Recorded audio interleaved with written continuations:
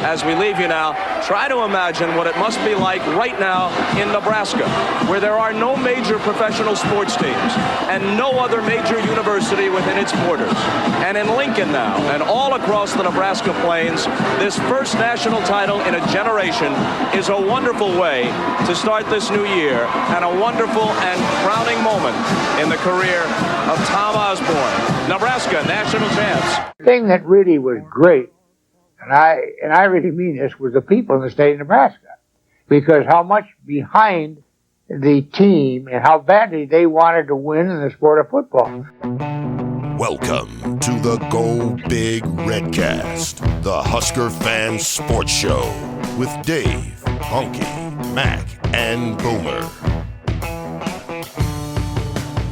Welcome to the Go Big Redcast. I'm your host, David Gaspers, and I'm with Honke, Boomer, and Mac on a special Redcast where we're introducing a interview with Mike Babcock. Honke, how did that go? Dude, it was awesome. I mean, we just got done with it, Mac and I. Yep. I call it Husker History 101 because, Boomer, we touched on Jumbo Steam. I think you're going to be very happy about that. Oh, of course. Yeah, it was a lovely walk through history with, drawing some comparisons to what we're dealing with now as Husker fans, just realizing it's all cyclical, man. Life's like a merry-go-round. It goes up, it goes down, a lot of energy. Sounds like that's from the 60s right there, Mac. Boomer, you're looking forward to this, I imagine.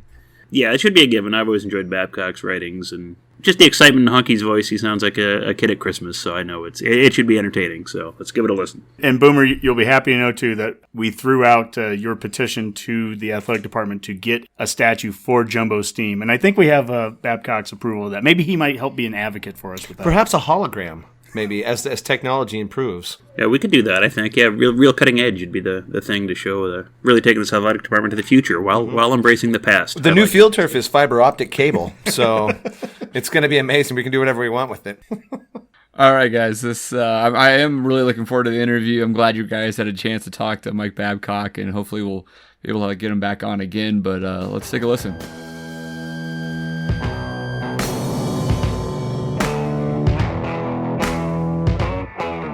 When a player tears loose, the biggest thrill belongs to the college kid in the stands. But many an old grad can look back to his day as an excited freshman, back perhaps to the roaring 20s and that golden age of sports. Mac, this is a big pleasure for me. This is a guy that I've been wanting to talk to since we started this show. Yes, I know. And we have a chance to talk with Mike Babcock. Mike is in his 40th year covering Husker athletics. He's written and edited a dozen books on Nebraska football and a brief history on Husker basketball.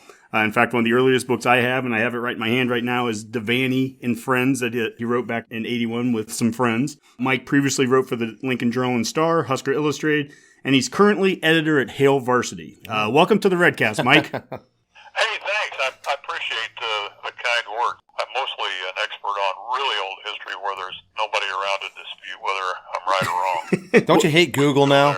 That's the thing about Google. That ruins all the art of argument, Hey, listen, now I've seen some things on, I've Googled some things. I got a Wikipedia, they're not even right. So you use that as a starting place, and then you go from there. Right, exactly.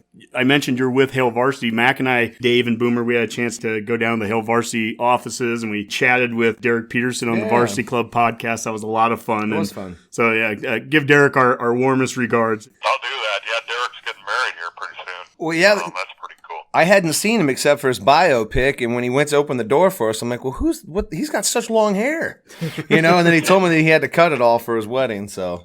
Yeah, I think he's getting ready for the honeymoon, I think, actually going to Hawaii, as I understand it. I think that's what he told us, yep. Well, Boomer and I are kind of the two historians on the Redcast, and if we were teaching a class, I think Boomer would teach Husker History 101, which would be kind of the 1891 to 1941 range, I'm going to call it. And what gets lost in Husker history, and a lot of fans don't realize, we know that we've been a blue blood since Devaney. We know that. But what gets lost is how good we were those first 50 years.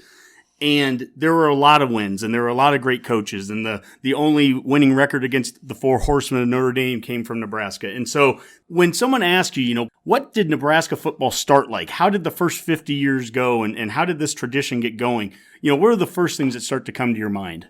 Two things come to mind. One, George Flippin. Okay. African-American, according to Arthur Ashe's research, he was only the 5th African-American football player at a predominantly white university in the country. From Strasbourg, too, right?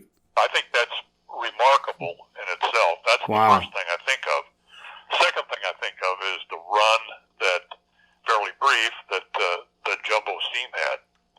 I think his record 35-2-3, and they were the steamrollers. And he was Jumbo. He was 6'4", and he didn't appreciate being called Jumbo.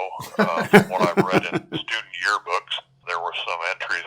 There was one entry there that said that he really ripped into the student newspaper reporter for referring to him as Jumbo, and for referring to his team as playing with a lot of steam. S-T-E-A-M, play on his last name. In playing for Jumbo, apparently, you played through injury, because if you ever left the field, that was it. Somebody else came in, and you never came back. So he was a demanding guy. The interesting thing was, when I was at the newspaper, I had an opportunity to talk to a gentleman who played for Jumbo Steam. Oh. He was like 100 years old. He lived in Ohio, and the one thing that I remember about the phone interview was, he said, "I'm 100 years old. I just renewed my driver's license." What kind of place gives a driver's license to a guy who's 100 years old? Yeah, there's got to be a cutoff somewhere before 100. Well, I've got to tell you, Mike, Boomer, right now, when he hears this, he is going to have the biggest smile on his face, because he is honestly petitioned the athletic department. He sent them emails. I've seen him asking for a Jumbo Steam statue. He thinks there's a curse on the basketball program ever since Jumbo Steam left, because he was the coach of basketball too, and a very successful coach, and he left to go to Indiana. So Boomer still believes that there's a curse on our basketball program since Jumbo Steam left. Hey, what do we got to lose? We might as well, right? Well, yeah. Here's the thing. People weren't too happy when he left, obviously, because he'd been so successful. And when he was the coach, he left after the 1915 season. There was talk of building the concrete and steel stadium before he left, so that had he not left, probably Memorial Stadium, there would have been a stadium built before 1923, because there was so much interest in football under Jumbo Steam. And he left because Indiana offered him $4,500. I think he was making $37.50 at Nebraska. Oh, wow. Yep. And so the Nebraska boosters said, "We can raise enough money to pay you $42.50. He said, "I'll stay for that." And the faculty said, "No way is a coach going to get paid more than professors and administrators at the University of Nebraska." Oh. So they said, "We're not having boosters getting involved like that." So Steam said, "I'm going to Indiana." And the tragic part of it is, I believe he was diagnosed with cancer about 4 or 5 seasons in, after he left Nebraska, and he died. But, I think of him when I think of success that Nebraska had. And, he wasn't the only one. Bummy Booth before him had really good teams. DX Bible had really good teams. After him in the 20s, Nebraska had this tradition, and there was this passion among Husker fans and even the university. They wanted in the Western Conference, which was the predecessor to the Big Ten. They wanted in that thing, but they could never pull it off. I always tell people this, and I can't remember all the schools now. I'd have to go look, but on the old facade of Memorial Stadium on the east side there, you can see Drake. They got the logos of all the like Grinnell is one of them or something. Yeah, Grinnell is up there, and I think St. Louis, because those were the schools from the original Missouri Valley. That's a question Boomer has had. On the west side of Memorial Stadium, another petition he has sent is that we don't have some of the championships from those pre-Big Six era listed on the west side of the stadium. And he's like, what gives? Are we not embracing that? I don't know why we don't do that either. Are we not embracing that historical part of the program? They don't have those listed up there? No, I guess it only goes back to the Big Six? Yeah, I think it just goes back to the beginning of the Big Six. At least that's the question he sent me here, and I know he's been complaining about it for quite a while. Yeah, I didn't realize that, I guess. I mean, I thought that they acknowledged some of those early conference titles in the Missouri Valley because they won Jumbo Steam all of his seasons. I think first season they tied for it, and then the rest of them they won won the conference. Somewhere in there, 1919, 1920, Nebraska was an independent. Okay. The story is that Team 19, Nebraska scheduled Oklahoma in Omaha as part of a doubleheader with Creighton. Creighton played somebody there, and the conference had a rule that you couldn't play home games off campus. You had to play them on campus. So because Nebraska had played Oklahoma in Omaha, Nebraska was dumped from the Missouri Valley and played as an independent that season because they dumped them in advance. They said, well, if you've got that game scheduled, that's against the rules. So they dumped them. Nebraska was an independent in 1920 as well. And then in 1921, Nebraska petitioned to be back in the conference and was admitted back. But in the 1920, when Nebraska was dropped from the conference added a team. Who did they add? Added Oklahoma. So the team that Nebraska had played in Omaha and got knocked out of the conference was the team that joined the conference, so that when Nebraska got back in, Oklahoma was in. And they were in the same conference right up until Nebraska went to the Big Ten. Wow. That's a long stretch. Yep.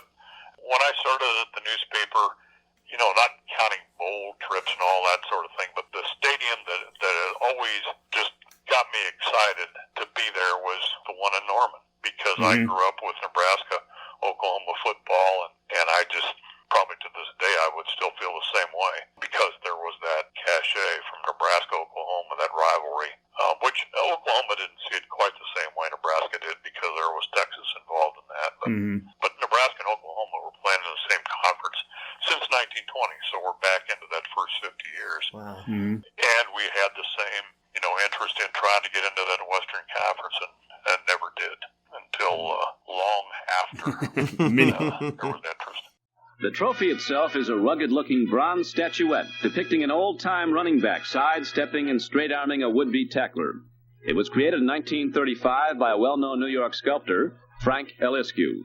So as we transition from the 20s to the 30s start to change things, where the AP poll comes out, the Heisman comes out, and I know Sam Francis was one of the top guys in one of the first years of the Heisman. We were ranked right away when the polls were coming out, and that leads all the way up until 41 in our first bowl game in the Rose Bowl. So that success continued from the 20s, and it goes into the 30s, and we just continue on this winning tradition. Yeah, and I think I'd put a footnote in here. Cy Sherman, the father of the Cornhuskers, who's given Nebraska its nickname.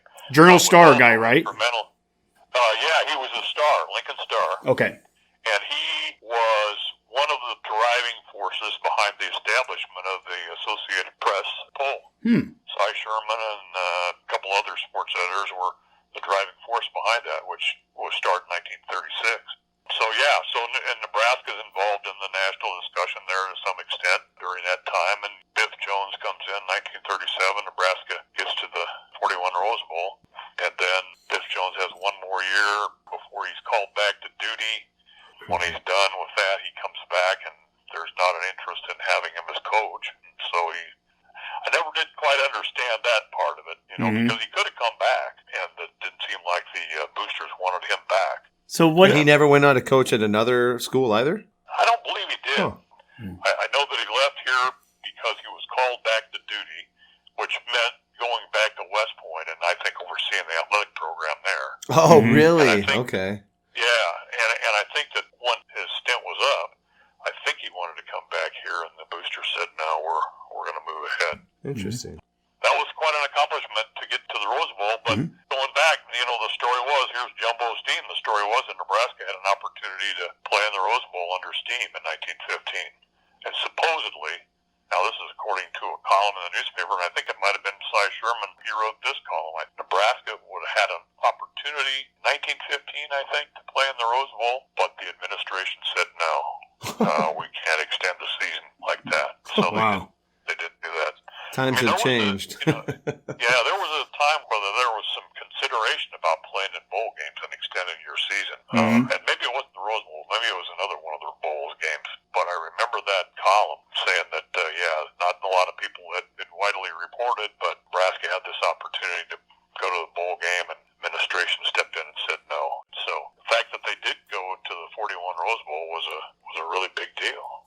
obviously. And Bob Devaney always, that was his standing joke. He said he'd been at Nebraska for a couple of years before he realized that they had lost that game because people were so passionate about what happened with the Rose Bowl. And, people were welcomed the team back. And, I mean, it was just a great experience. This is such a good history lesson right now, I think, because we talk about the sea of red in Lincoln, or when we went to the Boulder game this year and there was so much red out there. Even that Rose Bowl game, I mean, there were train loads of Husker fans that I've read that went out west and, made the trek out to L.A. to watch it. That was happening all the way back then, 41. So the fans have always done their part. Yeah, and it was a big opportunity for the team. They leave a week or so before the game and practiced in Arizona and went on to Pasadena and played the game and got a tour of a motion picture studio. Jeez. I think was it Robert Taylor, the actor, was actually from Beatrice, Nebraska, and so he made arrangements to show the team around the movie studio. It was just a really big part of what Nebraska accomplished in the time frame that we're talking about. Far and away overshadowed disaster that was the 55 Orange Bowl. Let's actually start to transition to that time period. I think it was Keith Jackson was talking about Husker history, and he mentions the 1941 Rose Bowl. Pete Kavenovich, I think, was the name of the player for Stanford, returns a punt. And he goes, after that, for the next 20 years, Nebraska kind of went downhill.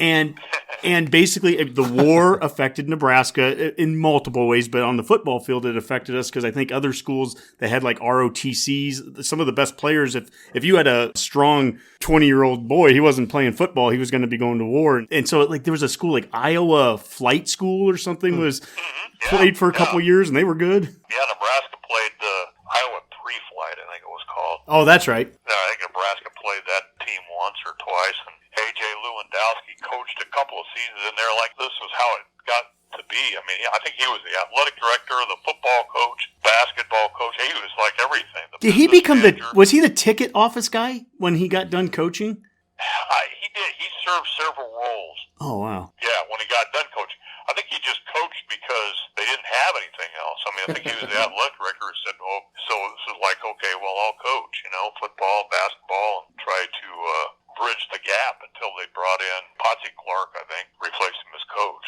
And then Potsy Clark served as athletic director, and then he hired Bernie Masterson, a former Husker, to be the coach, and people were unhappy with him after about 2 seasons and maybe even 1 season. So Potsy Clark coached again before they hired Bill Glassford. And you're right, it was difficult for Nebraska because they were playing young guys. They were freshmen in college. They were putting them on the field because that's what they had. They just weren't very successful then. Not successful as a lot of these other schools were or had the opportunity to be. I don't know that anybody was all that successful because you lose all that manpower to the war. But it certainly affected Nebraska in terms of what happened on the field.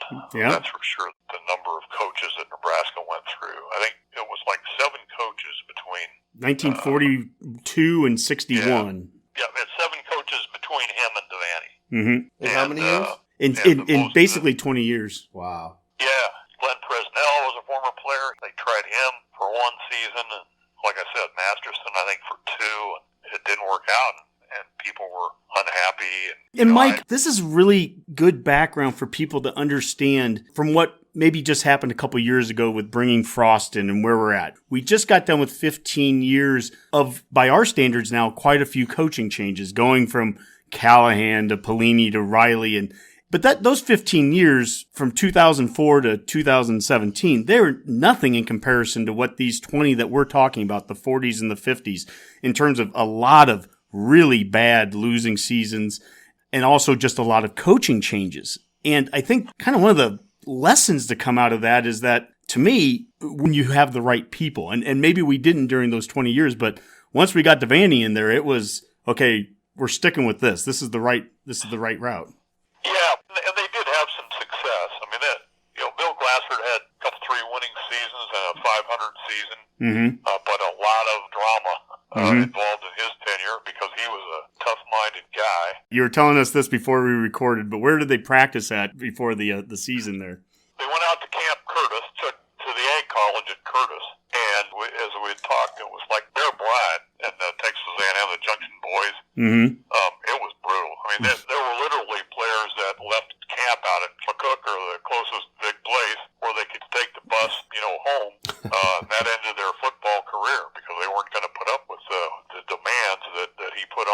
Glassford played for, I think, Jock Sutherland at Pittsburgh.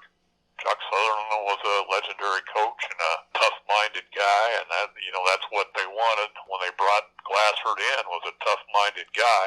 Mm-hmm. Maybe not to the degree that it was, because by the, in 1954, there was the boosters circulated a petition among players to get rid of Glassford, and a bunch of players signed it. And I've talked to players from that team.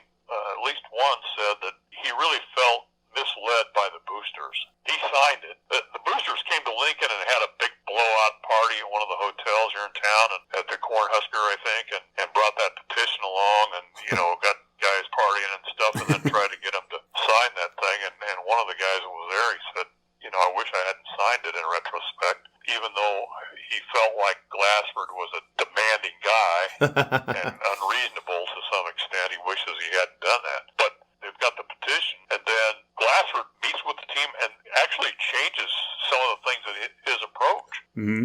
And the indication was that 1955, which was his last season, he got along pretty well with the players because, they'd had a face-to-face meeting and they'd aired their grievances or whatever. And he had another year on his contract, I believe. I'm almost certain it was at least 1 year. Mm-hmm. And he said, look, I've had enough of this stuff. I'm out of here. And he went and sold insurance. So he takes off, and then Nebraska hires Pete Elliott, who was, at the time, I think he was about 29 years old when they hired him. Wow. And he had been an assistant coach at Oklahoma, and he brings Bill Jennings back into coaching. And so Jennings is his assistant coach, and then Pete Elliott bails after 1 year, goes to California, and so Jennings moves up to head coach. So Jennings had the Oklahoma background too. You probably know this story, but Jennings was effectively the recruiting coordinator for Oklahoma and Bud Wilkinson as an assistant. Jennings was from Norman, Oklahoma. He played at Oklahoma and had those Oklahoma connections, and he's the recruiting coordinator.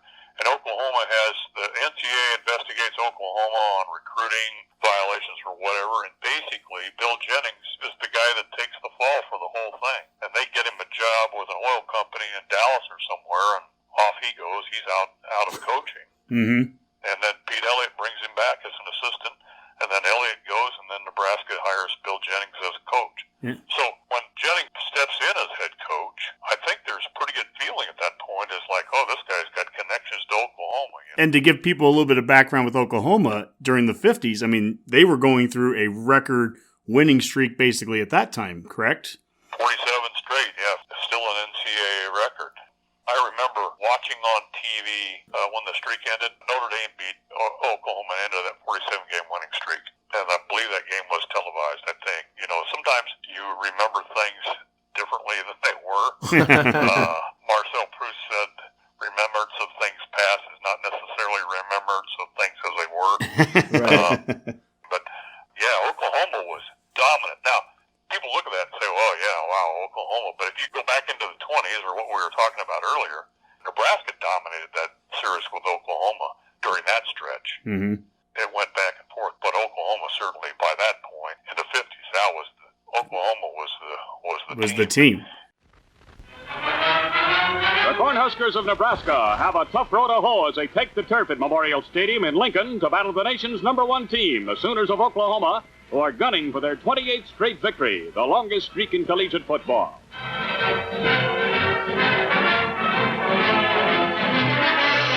The Sooners continue to pour it on, and the final count reads 41-0. The Oklahomans vindicate their choice as the nation's #1 team and stretch their string to 28 straight. They say now point for a date with Maryland in the Orange Bowl. So they had a really long conference streak going that ended up getting that was ended by Bill Jennings, Nebraska. Was it like 59 in the homecoming game? Yeah, 59, 25-21, and it was a conference unbeaten streak. And I'm going to get this wrong. I'm going to say it was 74 games, but there were 2 ties, I know, in the streak.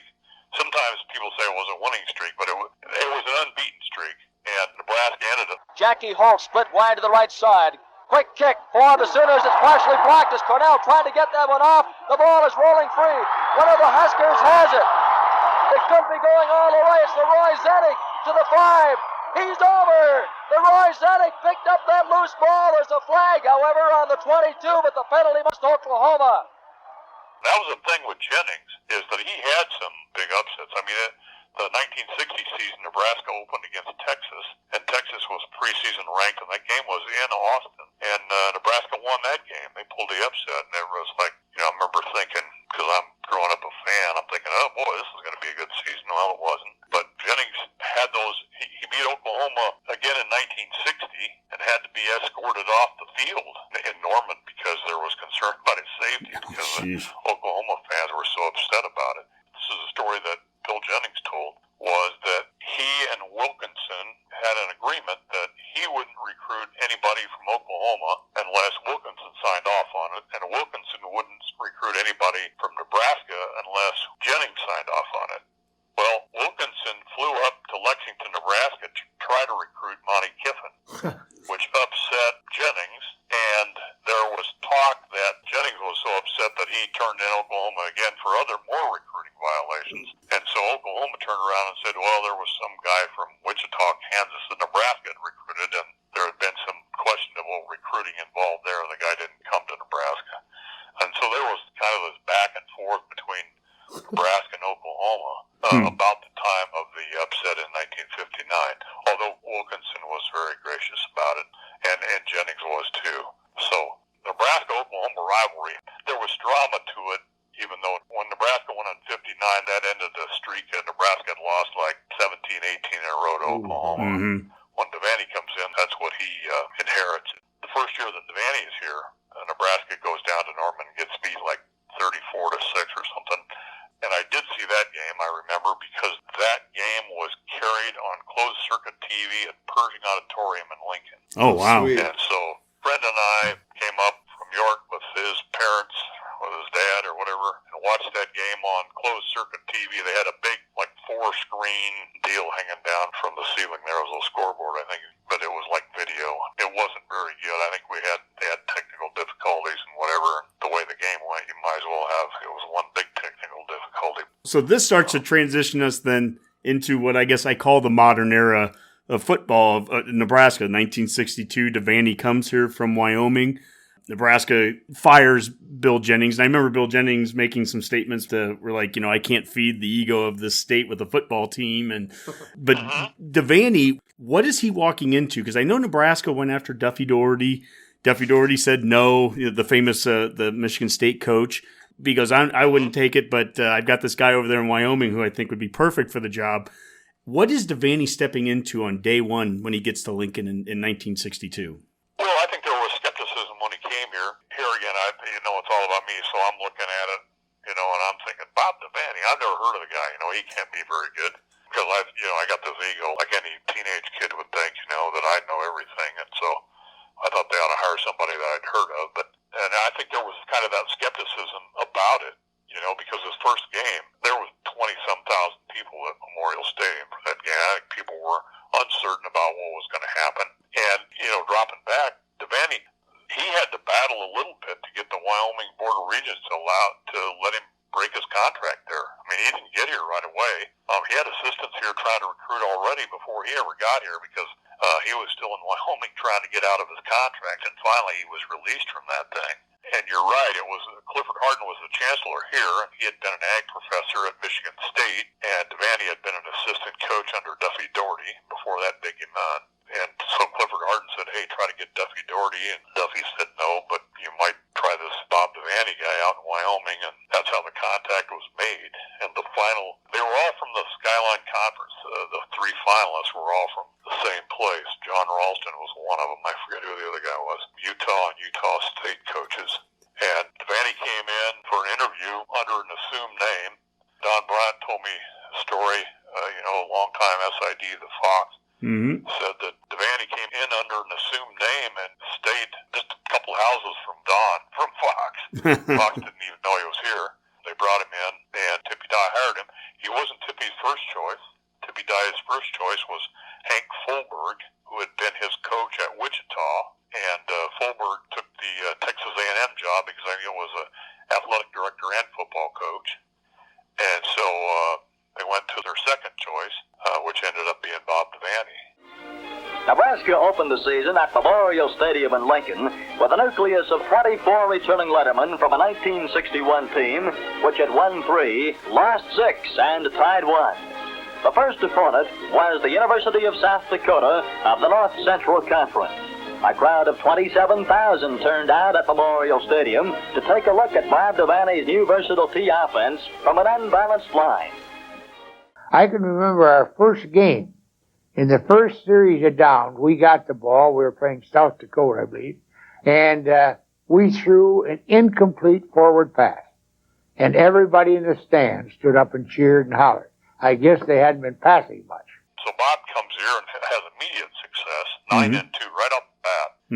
Wins the bowl game, wins the Coffin Bowl. In front of about 12 people. Yeah.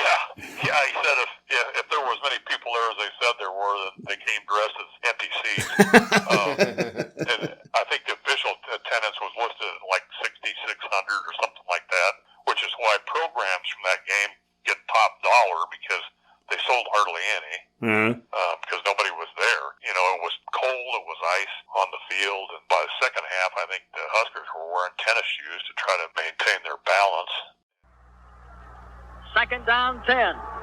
Miami with the football on the University of Nebraska 43-yard line. Shotgun offense. Myra back to throw. And the pass is broken up and intercepted by Bob Brown. The big guy driving straight upfield at the 43-yard line. The ball was deflected and they're going crazy on the Husker sideline across the way. The ball was deflected and came into the hands of huge Bob Brown, who ran the ball back up to the 43. And Nebraska now has ball possession. And if the Huskers can hang on for exactly 58 seconds, they will win the 1962 Gotham Bowl game.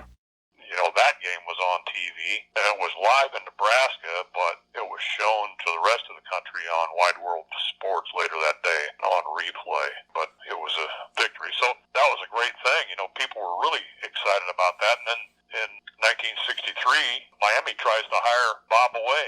And he goes down there and interviews and everything, and finally decides to stay, gets a bit of a raise here. So they almost lost him then. And then, I think, as you mentioned earlier, by 68, they go back-to-back 6-4, and people in Omaha are circulating a petition to get rid of Bob. Because, first of all, the boosters said, you got to get rid of some assistant coaches. And Bob wouldn't do it. That was the thing about Bob. He was loyal to people who were loyal to him. So when the boosters said, get rid of assistants, he said, I'm not doing it. So then they circulate this petition that says, well, get rid of the coach then. And Bob joked later that his secretary handled all of his mail and she threw away the negative stuff, so he didn't know anything about the petition. But if he had, he'd have signed it himself. So, well, one of the assistants that was on the petition was somebody he brought with him from Wyoming, John Melton. And I remember Melton making a statement. He goes, they had this petition. He goes, I signed it. We were terrible. yeah. You know, I was very fortunate. I only worked for two guys, Bob and Tom, and both of them are great guys to work for. They're different personalities, you know, but both of them are great guys. Let your coach. That's the important thing. And don't look over your shoulder. That would drive a guy buggy. Well, he brought John Milton, he brought Carl Selmer, he brought Jim Ross, Mike Corrigan. There was like one guy that he didn't bring because he stayed out there to be the head coach, but that was the kind of loyalty that Bob had, and he brought that staff with him. And again, he was loyal to those guys, so that when the boosters said, you got to get rid of some assistants, he said, there's no way, I'm not doing it. And Mac, this is something we talk about a lot on the show right now, and this is where I think history can teach us something right now, is that when we get frustrated, fans, and we lose a game, we immediately go to, we got to fire everybody. And sometimes you need to do that. But there's also, thank God, the people that signed those petitions in 68 to fire Devaney, to fire the staff, to fire all those horrible assistant coaches like Tom Osborne. Thank God those people didn't get their way at that time.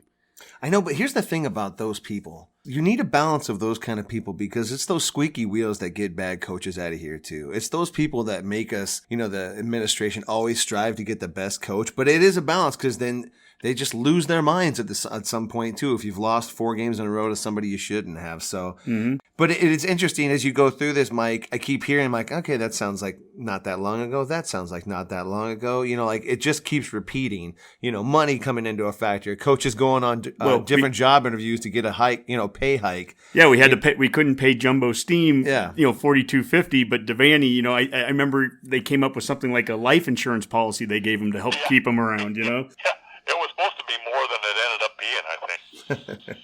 They had an idea how much it was going to be, and then they couldn't raise that much, and so they lowered it. But that was, you know, that was sufficient. He, you know, he was okay with that. But yeah, he was the right guy at the right time. And ironically, when he got the Wyoming job, he was about to the point where he was going to get out of coaching because he got into it late, and he just didn't know if he was going to keep going. And then gets the Wyoming job. He has the opportunity to come here, and he's just really successful as he was successful at Wyoming. Well, you know, I think about that. I'm 42 years old right now. And I think Devaney was around 42, 43 when he went to Wyoming. So he would have been 47, 48 when he got to Nebraska.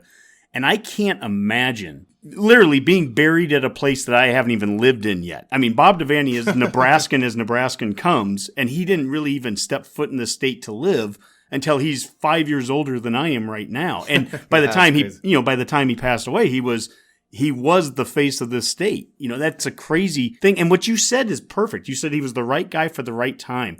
And I truly believe that, because that's the other thing. When I think about the time, and why I asked you about what was Nebraska like in 62, is there was a lot of division, from what I understand, too, kind of within the fan base. They were frustrated. And one of Devaney's first thing was going across the state and going to every elk club and corner market, whatever, to talk to people and just get people to support Nebraska. And it got me thinking about where we are. He just wasn't cruising? Well, he could have been. But it got me thinking about where we are right now.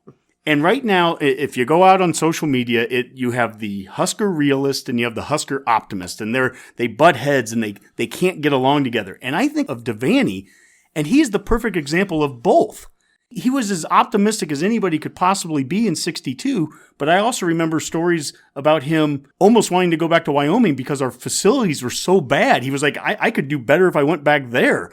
And there's that realist and optimist at the same point, and I think that's what made him so successful here. Was he dreamed things that nobody possibly could have thought in 62 were even possible, but he also realized the work that was going to be required to get there. Yeah, well, and I think Duffy Doherty told him when he came to Nebraska, when he was considering it, he said, look, if you go to Nebraska, you can win a championship there. But what Nebraska lacked, Bob said this, and I think Bill Jennings indicated to him, you know, that you're going to have to get some new offices. You know, this place just doesn't have the facilities. And Bob said that was the point, that they didn't have the facilities, but they had the players. Jennings, his background as a recruiter, left Bob with lots of talent. I mean, Bob won right away, not necessarily with players he recruited. He won right away with players that Bill Jennings recruited. Good point. But Jennings couldn't win with those guys. Dennis Claridge, 6'4", 222 pounds, raced for a touchdown to put the Cornhuskers out in front. Trying for the point after touchdown is Tyson. There it is. It's perfect, and Nebraska leads by a score of 7-0. The clock is stopped in the field. With the score here at the Orange Bowl, Nebraska 7, Auburn 0. That's the thing. Jennings recruited pretty well, and the thing was, as Bill went along, and they weren't successful. He never had a winning season. The more they lost, the more the frustration grew. The harder he pushed the players, and practices got longer and longer. You know, they were going into the early evening, and one of the things that Bob looked at when he came here was this was a problem. You know, we need to cut down. So he was he shortened practices significantly. And he knew he had the talent, but he wanted players to believe in themselves. So if one of the assistant coaches told me this, that they'd plan out what they were going to do in practice. They'd run plays. If a play wasn't working, Bob would just go to another one. And he would find something that worked, and then he'd run that, and they'd run it over and over and over again. Then when the coaches met afterward, they'd go over the plays that didn't work. So the coaches would correct the problem. He didn't have the players correct the problem on the field because he wanted them to think in terms of, you know, we're being successful. So if it didn't work, they quit doing it and they went on to something that did. That was the mindset that he created, and then he had shortened practices. There was always humor in our practice. You know, like for instance, at the end of the practice, Bob he calls them all in together and he might tell them a story or something. Or he'd say, hey, go take a couple laps around Don Bryant and go on in. You know, things like that. And it'd break up the kids. And they always left on a high note. But there were sometimes, you know, Bob has a temper, or had a temper at that time. And if things didn't go right, he didn't visit with them very long, but when he visited with them, he got their attention.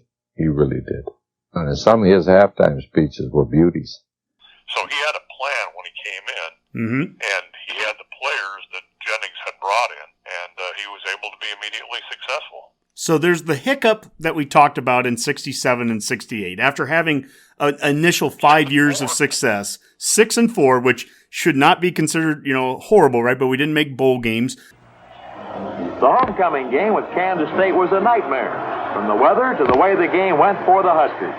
They got shut out 13-0, I think, to Kansas State. And I remember Don Bryant making a statement about how, you know, they were yelling at the SID after that loss. And he's like, you know, that's not... It was Osborne and Melton, I think, were the coaches up in the press box. Uh-huh. The joke was that they waited a long time to come down so that the fans could get out of the stadium so they didn't have to walk through the fans. But in 67, they were 6-4, but they led the nation in defense. Oh, wow. They led the nation in total defense. They were 6-4. Mm-hmm. They had problems with offense and too many interceptions. They weren't successful from that standpoint, but still 6-4. And they had an opportunity. There was talk that they could have had a bowl game, but players said, no, we're not going to do that, which, again, is a change in mentality. You know, now that wouldn't be left up to the players, nor would the players say, no, we don't want to do that. Mm-hmm. But so 68 was really the only season. I believe they could have had a bowl game in 67. There was a chance that they could have. But 68, no. And so back-to-back 6-4, and then it's like, let's get rid of this guy. And they didn't.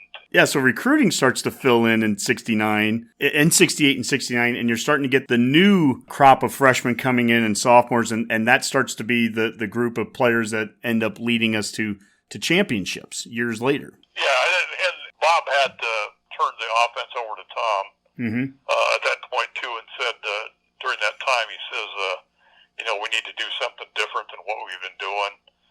Tom was coaching the ends, but he moves to kind of a spread offense, and Tom decides that what he needs to do is, with all the interceptions and the problems they had in 67, he starts meeting with the quarterbacks on a regular basis. That's something that he set up himself. Gives them weekly tests on things, and you know, and I don't want to make it sound like it's a team effort, obviously, but Tom had a big influence in that change because Bob turned the offense over to him and said, "Hey, do this." And Tom did some recruiting in junior colleges in California, and they got some guys like Bob Newton, Bob Terrio, and Carl Johnson, I think, was an Arizona junior college guy, and that made a difference in that they didn't have to wait for, say, an offensive lineman to develop. If they brought him in as freshmen or whatever, they had some immediate guys that could step into the offensive line. Offensive guard, whose name I'm forgetting here, and I feel bad about that, who played on both national championship teams, weighed about 210 pounds, but he's a really good player. Was that Malin? No, Wayne Malin he started out as an offensive guard as a sophomore, and then they moved him to middle guard. And he had two really good seasons at middle guard his junior and senior year. His senior year was really remarkable. 67, he was a senior. He finished 9th in voting for the Heisman Trophy, I think, that year. Oh, okay. And that was the year that Nebraska led the nation in total defense. And, you know, Wayne Malin's one of those guys that gets overlooked, I think. Yeah, he was from Michigan. Can't think of the offensive guard's name. That's bad when you get to be my age and you start forgetting names like that. But there's a lot of players over the years, though. You keep piling in there. Yeah, that's the problem. He was really a good player, and he was a junior college guy that Tom brought in as well. And so, you know, that was a change. I think one of the things, and again, this is a generalization, but one of the things that Bob felt was that, you know, they had played Alabama in bowl games back-to-back in 65 and 66, and had gotten beat. And Alabama had these offensive linemen that weren't real big, but they were really quick. And so Bob kind of joked, you know, well, we went to recruiting linemen that weren't quite as big, offensive linemen, and they weren't very quick either. And so you had to kind of get away from that. And so that's where they put the emphasis on going into the junior college ranks. But Tom was a significant part of that change in the offense and the direction that they went. victor in the 1971 Orange Bowl, and picked by the Associated Press #1 team of the nation.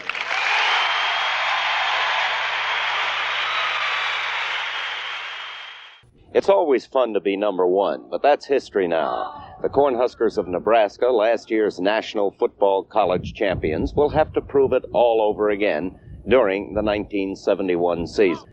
You know, Jeff Kinney for a long time held the single-season record for receptions, and he was kind of a wingback initially, and then they moved him to I-back. Oh, yeah. Jerry Taggy talked about how Osborne was passing guru of college football back then, and you had Guy Ingles, and you had, obviously, Jeff Kenny, and then you look at the stats that Rodgers had receiving back then. I mean, those are stats that still stand up even today after the different passing eras we've had under Callahan and Riley and so on. Spark plugging the nation's #1 team in 1972, Johnny Rodgers proved himself one of the most versatile backs in Nebraska history. As a punt returner, pass receiver, blocker, and runner, he broke offensive records by the dozens. In his 3-year career, he racked up 5,586 all-purpose yards for an NCAA record. Well, yeah, because, you know, Tom was a receivers coach. That's what I always appreciated about Tom. You know, some people have said that Tom was inflexible. He was far from it. I mean, he made changes when he saw that was of value, and that's one of the changes. He came in as a sort of a pass-oriented coach. And when he was the head coach, David Humm and Vince Ferragamo, look at the passing yardage that they put up. But Tom looked at it and came to the realization that a passing yard is not worth as much as a rushing yard, and moved away from that. He saw that in order to be successful in the Big 8, you had to play the way Oklahoma played. Yep. And so he changed that offense and went to an option-oriented offense, and started with the recruitment of Jeff Quinn. And Turner Gill was kind of an important quarterback in that transition, because I think Turner could have done either one. He could have been an outstanding just drop-back passer, but he ran some option, and then Steve Taylor was a key guy in the development of that, and you know, it kind of emerged into the Tommy Fraser type guy and Scott Frost. You know, that's reflective of Tom's willingness to change. I really like how, as we're going through the history here, as we're going through the years, you see how trends can affect how coaches run their own programs. So to your point, in the 60s, when Alabama was showing a little more speed and Stabler's at quarterback and all that, and that forces Devaney to get a little more speed, that starts to show up on the field a few years later as we're having Rodgers and Kenny and those guys out there. As Osborne is losing those first 5 games to Oklahoma and getting beat by the Thomas Lotts and J.C. Watts at quarterback, that transitions us to go out and beat Barry Switzer to get Turner Gill here. And it even goes into the 90s. We're getting beat by the Miamis and Florida States because our defense doesn't have enough speed like they do, and we transition to the 4-3. And each one of these are examples of where great coaching staffs learn from great opponents what worked against them, and then we start to recruit that way. And as long as you show a willingness to do it, and you know, some of the things about today is coaching staffs not getting enough time to evolve. You know, you have to show aptitude. The thing is to win all along, but you're right. That's a thing that's missed about Osborne all the time. That is a great point, and I'm going to give it back to you here, Mike, is that giving coaching staffs enough time to evolve. Frost is in year 3, and there's already pressure from some people that he's not made for this. He doesn't have the experience, blah, blah, blah. And I guess we've already transitioned now into the 70s. We've transitioned into the Osborne era. And those first 5 years, we don't beat Oklahoma. I mean, Osborne talked about it at one point that after, I think it was the Arizona State Bowl game, if they didn't beat that team, that he had a regent come up to him and say, "I'm glad you won because you'd have been fired." Oh, yeah, that was the 76 Blue Bonnet Bowl against Texas Tech. I tried not to put any stipulations on anybody that I would not have expected myself. I never, when I was coaching here, until maybe the last 3 or 4 years, felt that I could survive a losing season as the head coach. I did not think I would be employed. And I'll tell you where that came from. The first 4 years, we were 9-2-1 first, beat Texas in the Cotton Bowl. Next year, 9-3, beat Florida in the Sugar Bowl. The third year, we were 10-2, tied for the conference championship. Lost to Arizona State in the Fiesta Bowl. And then the fourth year, we ended up 9-3-1, beat Texas Tech in the Astro Bluebonnet Bowl. And that evening, one of the regents got me aside and said, I'm glad you won tonight, because if you hadn't, you'd been fired. And I gathered there had been some serious conversation about my future at that point. So that was 4 years, about 77, 78% winning percentage. And yet that was the nature of the deal here. And so, believe me, I would not expect anything from any coach here that I hadn't experienced myself or didn't believe would be applied to me as the coach here. People look at Tom's 25 seasons and, oh, by the way, Dick Rupert was a guard I was trying to think of. Good. I apologize, Dick Rupert. But, people think that Tom's 25 seasons was just like a straight rise right up the mountain to those 3 national titles in his final 4 seasons and, that remarkable finish that he had there. Mm-hmm. But it was a bumpy ride. After that Bluebonnet Bowl, and I remember after it was in the late 80s when they played Miami in one of the Orange Bowls and didn't do very well. Couldn't establish a running game, and somebody asked him afterward about, why they kept running the ball, and he said, if we can't run the ball, we weren't going to be successful. That's why we kept doing it, because that's what we do. And then I think later he was talking to a handful of Nebraska in-state media guys, and it almost sounded like he thought, maybe the game is passing me by. All these people, because fans were complaining. Nebraska didn't throw the ball enough. Oh, yeah. At that point, because they were playing these teams in the bowl games that were doing it. And it was like, Nebraska didn't throw the ball enough. And I think it got Tom. It got in his head. It's like, well, maybe I am. But he stayed with it. Mm-hmm. And like you said, that was the other key thing was that he always thought that 4-3, they played it in passing situation, but they didn't think that it would hold up against the run. And you had to hold up against the run if you're going to be successful in the Big 8. Mm-hmm. Because you're going to have to play Oklahoma. Or Colorado, when it stepped up, that's the way Colorado played. Or when Kansas State had some success. Michael Bishop, he was a running quarterback. Yeah. That's how you did it. But Tom stuck with it, and he looked at the defense, and they had a game against Oklahoma, I forget which year it was, where they played the 4-3 most of the game, and it held up against the run, and Tom said, hey, it will hold up against the run. Huh. They had recruited speed. Mm-hmm. They were moving guys around. Here's Ed Stewart was recruited as a safety, and he's playing linebacker and earning All-America recognition. They got more speed. They're playing the 4-3 base, and then you get into a bowl game, and you're beating Miami. Mm-hmm. You beat Tennessee. You accomplish what you wanted to accomplish. His willingness to change, not just for the sake of change, but there was a good basis for that change. And he did it, and that's what made him such a great coach. But to get back to our original point, it was not a straight rise to those national titles. It was a rocky deal. He almost went to Colorado in 78. He and Nancy went out to Boulder, and he met with the players out there. Mm-hmm. And after that, he did kind of a phone interview because typical Tom, he went off recruiting right away. So I think he called back from Kansas City or somewhere. But he said, when he was meeting with the players out there, he realized, I can't coach guys that I recruited at Nebraska. I can't coach against those guys. Wow. And he didn't take the job.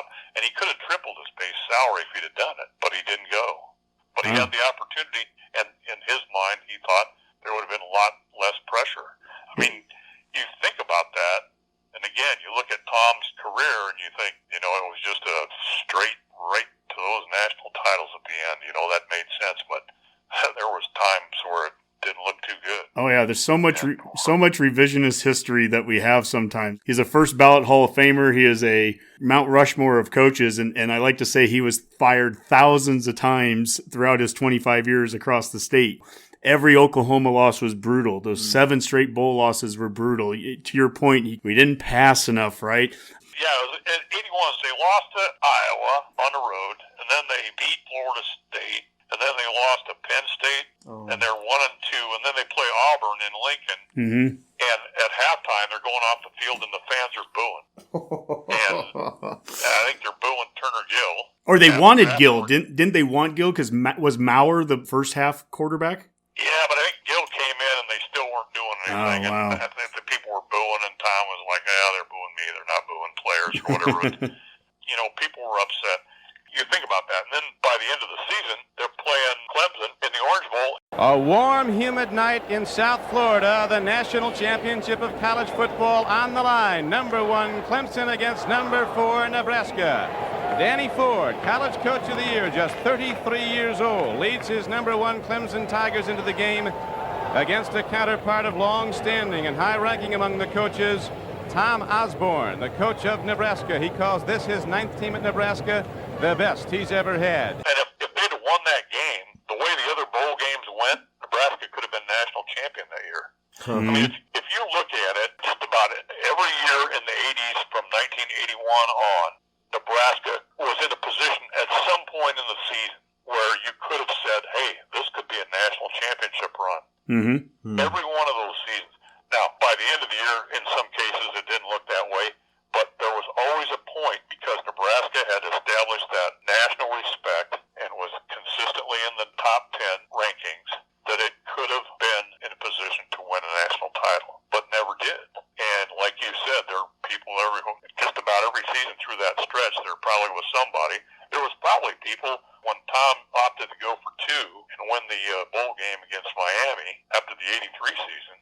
There were probably people that were upset about that because if they had kicked the extra point, the odds were that they would have been national champions because they would have been the only undefeated team. But he elected to go for 2, and Tom earned a lot from the national media, earned a tremendous amount of respect for that decision to go for 2. But he played to win. The Cornhuskers somehow find a way with Mike Rozier on the sideline, his backup. Jeff Smith takes the pitch back up. Brilliantly executed play by Turner Gill. 24 yards and a touchdown. Now it's a 31-30 game. And what does Nebraska do? I have not seen the kicker come on the field, and I don't think he's coming on the field. And I think that they've got things going their way. Tom Osborne made this decision a long time ago. Don't think that this situation caught him by surprise. He's decided to go for 2 and take his shot at winning. I commend him for it. This is for the national championship for Nebraska. Incomplete. So the expectation, if you dropped out of the top 10, fans were just going nuts. They weren't happy. That wasn't Nebraska football. Now you'd be happy to be in the top 10, for Pete's sake. Oh, my goodness, yeah. I look at it and I realize, I know the dynamic of the whole thing, but both Pelini's teams always won at least 9 games, always played in the bowl game. Yep. But there were some really bad losses in there. Yeah, and the fact that they lost 4 every season, too. I mean, that's Osborne's. To go 255, 49, and 3, to average more than 10 wins a season, and to average that 49 is important because he did not average 2 losses a year. It's 1.9999, but who cares? To go 25 years in that kind of stability, to never win less than 9, to never lose more than 3 is unbelievable. And to the point where people would say, well, the Big 8 was crap back then and all you had to beat was Oklahoma. Well, number one, look at some of those non-conference schedules when you're playing Florida State, Penn State, Iowa, and Auburn. And anyone that says that the Big 8 was garbage, every year, if you go through his 25 years, you always had Oklahoma, but there was always somebody else. Iowa State in the 70s was good. Missouri beat us 3 straight times in Lincoln in the 70s. Oklahoma State would have Barry Sanders for a year. I mean, there was always other teams other than Kansas State for the most part. They were the one guarantee awful team during Colorado until the very end of Osborne's era. Kansas State was awful, but Colorado at the end. Yeah, Colorado used Nebraska as the plan. Hey, yeah, 255, 49, and 3. I mean, that's incredible. The kind of success that he had. Well, and I cost him one of those 49. So yeah, tell us the story. 'Cause we were talking about it off air, but 1978 is an important year, not just because of Osborne in Colorado, but a certain sports writer came on to the beat. That's my first year at the newspaper, and it's my dream job because I grew up here, and that's what I always wanted to do. And I'd been teaching at community college in Illinois, and so I get the opportunity to come back to work for the Journal and the Star. And so my first day on the job is in August of 1978, and Nebraska opens the season against Alabama, and it's televised on ABC, and they made a big deal out of opening game of the season back then, and you weren't on TV that often and so forth. And so first game against Alabama in Birmingham. 2 weeks into my job, Nebraska has its final major scrimmage before the Alabama game. And after the scrimmage, Tom calls the team up to the south end zone and says something to the effect of, if you play this way on defense against Alabama, they'll be lucky to score more than a touchdown or so against you guys. So I thought, well, that's a great quote. So I go back to the newspaper. I put it in fairly high up in the story. And 2 weeks later, Nebraska goes down to Alabama and loses 20-3. And on the Monday after that, at the Extra Point Club downtown in Lincoln, I got Miller in Payne. I'm the new guy on staff, so I have to go over and cover the Extra Point Club, and then I have to get something in the Journal, the afternoon paper. So I have to hustle back from the Extra Point Club as soon as everything is done there. So the typical structure of the Extra Point Club at that time was that Tom would talk, then a student assistant or grad assistant would talk about the upcoming opponent, and then one of the assistant coaches would show film and comment on the game that they had just played. So I'm over there covering it, and Tom makes his comments, and they talk about the scouting report, and I can't remember whether it was either California or Hawaii was the next game. And then Darlington gets up to show the film. George says, I'm not going to show this film until a certain sports writer leaves, because he cost us this game. Oh, man. And I look around, and there's not anybody there from the World Herald. I'm the only one. He doesn't use my name, and everybody's looking at me. And I'm thinking, I got to get this in the afternoon paper. You know, it's like Alexander the Great, short life, but a glorious one. I'm out of here. But so then George relents, and he goes, well, okay, I'll show it as long as nobody quotes anything I say. So it's like, oh, okay, well, there we go. So after practice, we all meet as a group. There's a whole handful of reporters. Now it's about 30. Back then it was 4 or 5. And Tom says, Mike, when we get done here, he said, I want to talk to you. So I thought, well, okay, here's my short life but a glorious. When I'm done, I'm going to be covering heaven knows what or not out of a job. So Tom takes me aside after he gets done. He said, Mike, he said, yeah, I know you're new on the job. We got a rule here. He said, we let people come to practice and we let them watch scrimmages, but you can't report on anything you see or hear. You can only ask me questions about what you see or hear, and I'll either answer them or I won't. And that's all he said. So I thought, well, I dodged a bullet there. I really have great respect for a coach for that, because I hadn't known that was the rule. So a day or two later, I'm standing around waiting to talk to Coach Osborne with a group of reporters, and Lance Van Zandt, the defensive coordinator, comes walking by, and in his gruff voice, he says, when you're done there, come up to my office. So I thought, well, okay, I got through Tom, but I'm probably not going to get through Lance Van Zandt.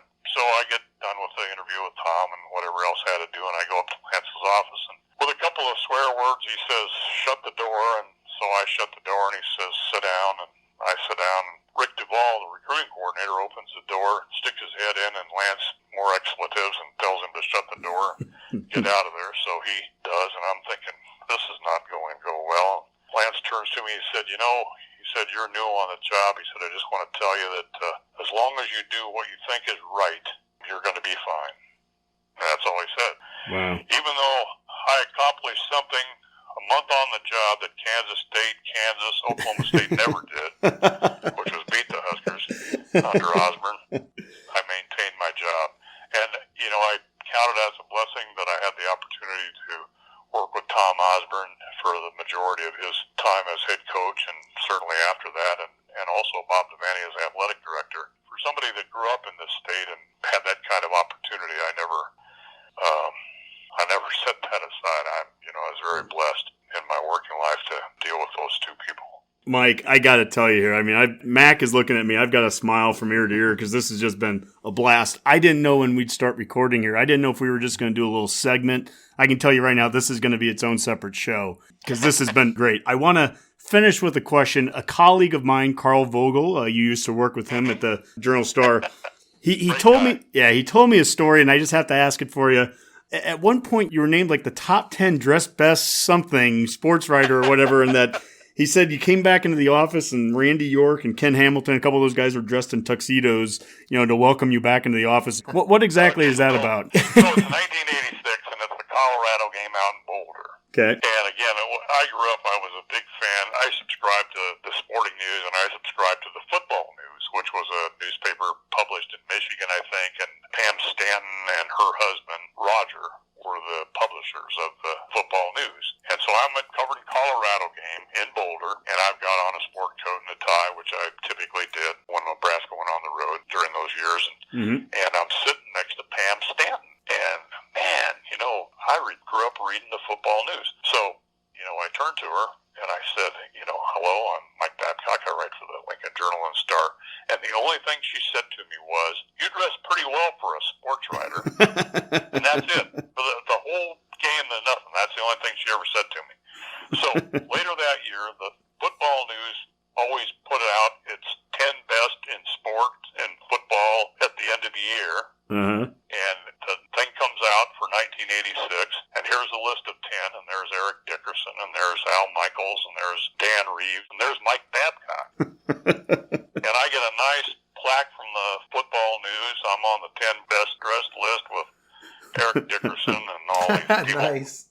And so the Journal-Star, a bunch of people there, they put on tuxedos. I didn't know they were going to do it that day. And we take a picture, and everybody's all dressed up except for me. I probably got on a sweater and whatever that day. And I think we ran it in the paper with a column. But the funniest part of it is, one of the Chicago newspapers ran a story about this best dress list. And it had a picture of Jim McMahon wearing a big fur coat and Mike Ditka or something. And there's a little bit of a story. And at the end of the story, it says something, I'm paraphrasing, but this is the essence of it. Further undercutting the credibility of this list was the inclusion of Lincoln, Nebraska sports writer Mike Babcock. So I made it into the Chicago paper over that thing. That's funny. That's great. Mike, I can't tell you how much I appreciate, Mac, how much we appreciate your time tonight. Absolutely. This has been a ton of fun. And also, I get, for Redcast listeners out there, I hope this is, honestly, the goal of this was to be kind of educational too. I know podcasts, we don't always think of it that way, but this is a chance to really talk about more than just what's going on the last 5 years or 10 years. I mean, this is really, when you think about Nebraska being a blue blood and what made us a blue blood, it's everything that we've just talked about here in this last hour. It started in 1891 and it went all the way through the good years, through the bad years, through coaching changes. Runza, Coke, Pepsi, all those things changed. Well, see, that's Nebraska. That's the richness of Nebraska history, and that's what's frustrating about Steve Peterson, who I consider a friend. Mm-hmm. When he became athletic director, he basically tried to erase Frank Solich from the history of Nebraska. That it included Bob Devaney and Tom Osborne, and it would include whoever Steve hired from then on. And it's all those people. I mean, Mm-hmm. it's even though it's Bill Jennings, it's Pete Elliott, it's everybody that's coached here is a fabric of Nebraska football history, whether they were successful or they weren't. Mm-hmm. It's part of what Nebraska football is. That's what makes what Osborne did, what Devaney did, so great. What Jumbo Steam, Bummy Booth, DX Bible, you have to include all those people in there. Yeah. The funny thing about Bible, one last point. The story was that Nebraska actually tried to get Newt Rockne. Oh, wow. Rockne said no, but how about checking with DX Bible? He'd be a good one. And they got Bible. And he was a good one. Rockne would have been pretty good, too. Rockne, he might have been all right. I heard he did okay. When Osborne replaced Peterson as AD, and I remember one of the first questions to him as he's walking through at that time, the brand new North Stadium, and, it was all shiny, but Osborne said the walls are pretty white. There wasn't any awards. There weren't any of the Heisman. That stuff down. Yeah. Yeah, I didn't understand why you want to eliminate all that stuff. I just felt bad because, again, Steve, I considered him a friend, and I think that he felt like he needed to establish his own reputation. And, when he got rid of Frank, Tom wasn't around. I mean, Tom was off in at a D.C. convention or on vacation or something, and Steve waited till Tom wasn't here to make that decision. I thought he should have used Tom as a mentor, and I think he was hesitant to do that. Wow. But again, you don't want to erase this stuff. You want to build on it. That's a good take point. the good parts of it. That's a good Mike, point. that can be a whole nother show sometime. And we would, and I'll tell you what, we would love to have you back again. But sometime I'll tell you about when I fell down in front of Osborne's car. Next time, and thank you so much, Mike. Really appreciate it. Have a good evening. Hey, thanks for having me, guys. Great talking to you.